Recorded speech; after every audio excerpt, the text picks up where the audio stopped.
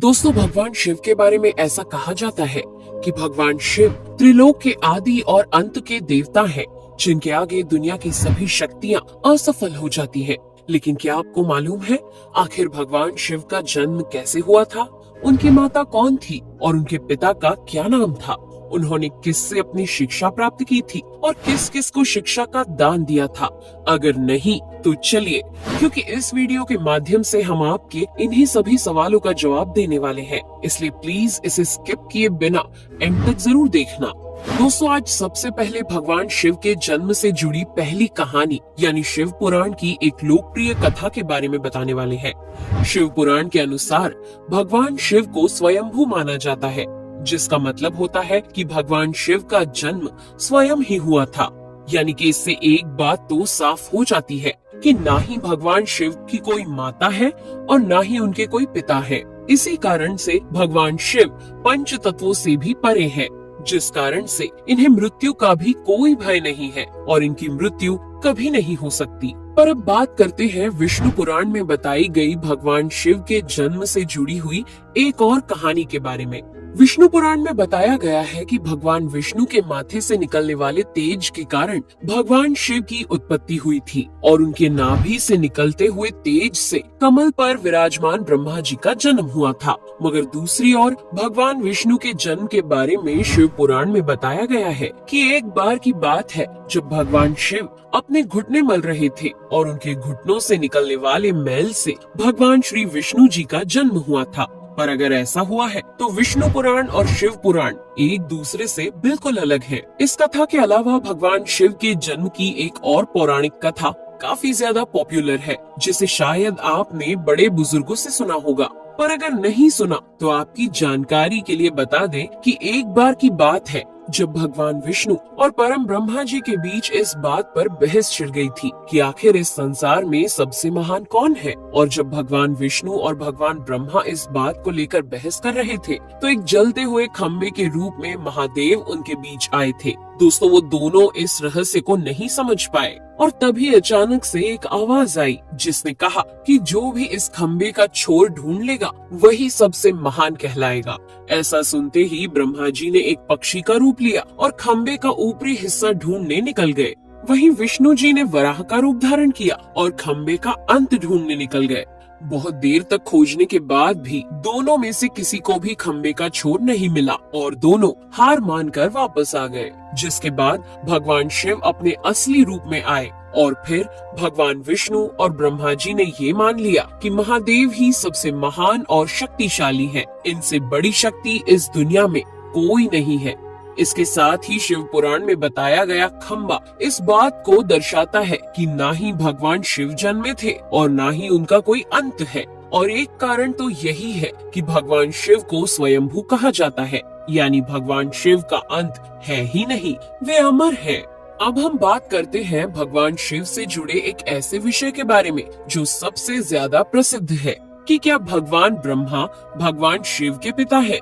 जी हाँ, इनकी ये कहानी लोगों के बीच काफी प्रसिद्ध है। तो आपको बता दें कि आखिर किस प्रकार भगवान शिव ने ब्रह्मा पुत्र के रूप में जन्म लिया था। इसके पीछे विष्णु पुराण की एक पौराणिक कथा है, जिसके अनुसार जब धरती, आकाश, पाताल या कहें पूरा यूनिवर्स जलमग्न यानी पानी में डूबा हुआ था, तब भगवान विष्णु के अलावा कोई भी देव या प्राणी इस संसार में नहीं था। तब केवल विष्णु ही जल सतह पर अपने शेष नाग पर लेटे हुए नजर आ रहे थे। जिसके बाद उनकी नाभि से कमल की डंडी पर ब्रह्मा जी प्रकट हुए और जब भगवान ब्रह्मा और भगवान विष्णु इस यूनिवर्स से संबंधित बातें कर रहे थे तब भगवान शिव प्रकट हुए, जिसके बाद ब्रह्मा ने उन्हें पहचानने से इनकार कर दिया। इस कारण से भगवान शिव रूठ गए और उनके रूठ जाने के कारण भगवान विष्णु ने उन्हें दिव्य दृष्टि प्रदान कर ब्रह्मा जी को भगवान शिव की याद दिलाई।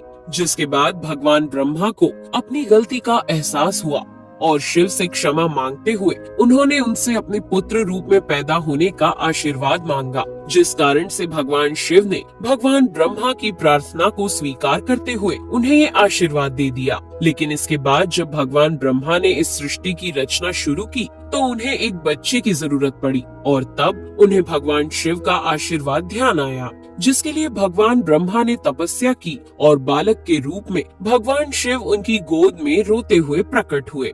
आपको बता दें कि ये भगवान शिव का एकमात्र बाल रूप है। जब भगवान ब्रह्मा ने उनके रोने का कारण पूछा तो उन्होंने बताया कि उनका कोई नाम नहीं है। तब भगवान ब्रह्मा ने भगवान शिव का नाम रुद्र रख दिया, जिसका मतलब होता है रोने वाला। पर इसके बावजूद भी भगवान शिव चुप नहीं हुए, इसलिए ब्रह्मा ने उन्हें दूसरा नाम दिया। पर शिव को वो नाम भी पसंद नहीं आया और फिर भी वे चुप नहीं हुए। इस तरह शिव को चुप कराने के लिए भगवान ब्रह्मा ने भगवान शिव को 108 नाम दिए थे, जो रुद्र, शर्व, भाव, उग्र, भीम, पशुपति, ईशान और महादेव जैसे नाम थे। और शिव पुराण के अनुसार उनके ये नाम पृथ्वी पर लिखे गए थे।